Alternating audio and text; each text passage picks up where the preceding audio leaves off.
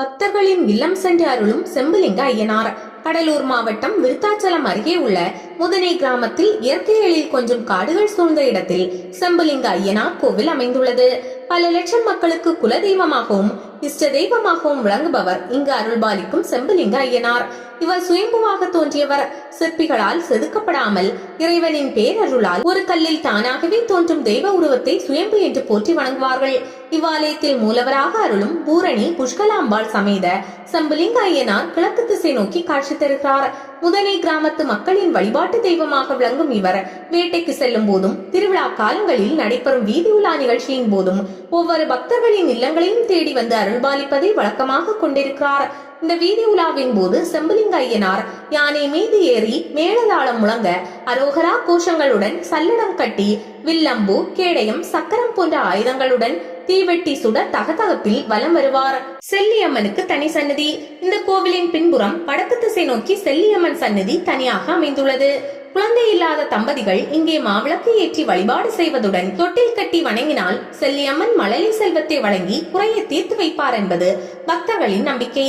சபரிமலை தர்மசாஸ்தாவிற்கு கருப்பு சாமியும் கருப்பண்ணசாமியும் காவல் தெய்வங்களாக விளங்குவது போல செம்புலிங்க ஐயனாருக்கு உத்தண்டி வீரன் அகோர வீரபத்திரர் கருப்பண்ணசாமி மதுரை வீரன் ஆகிய சாமிகள் காவல் தெய்வங்களாக விளங்கி அருள்பாலிக்கின்றனர்.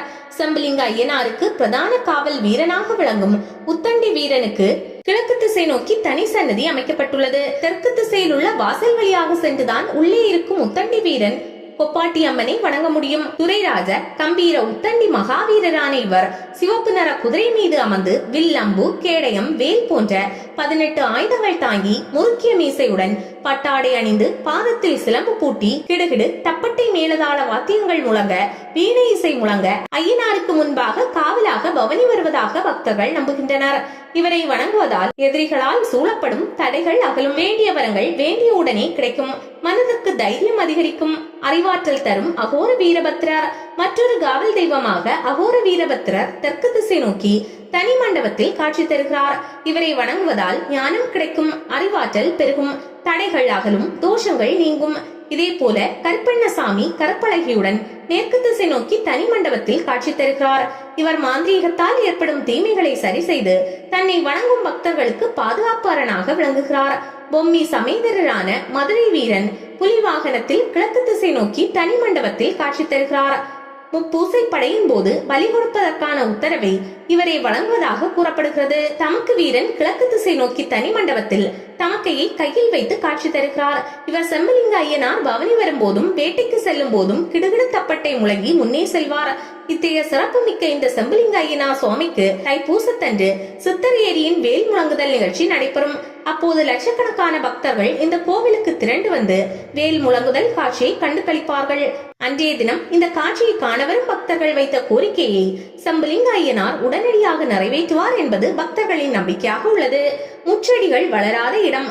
செம்புலிங்க ஐயனார் அருள்பாலிக்கும் இடமானது சிறிய வனப்பகுதி ஆகும். இந்த காட்டில் அரிய செடி கொடி பல்வேறு மூலிகைகள் நிறைந்துள்ளன.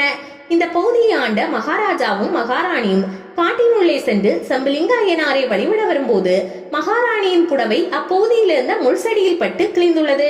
இதனால் மனமுடைந்த மகாராணி இந்த காட்டில் முள்செடிகள் இருக்கக்கூடாது என சாபமிட்டார். அன்று முதல் இன்று வரை இந்த காட்டின் உள்ளே ஒரு முட்செடி கூட வளரவில்லை என்பது அதிசயமாக பார்க்கப்படுகிறது.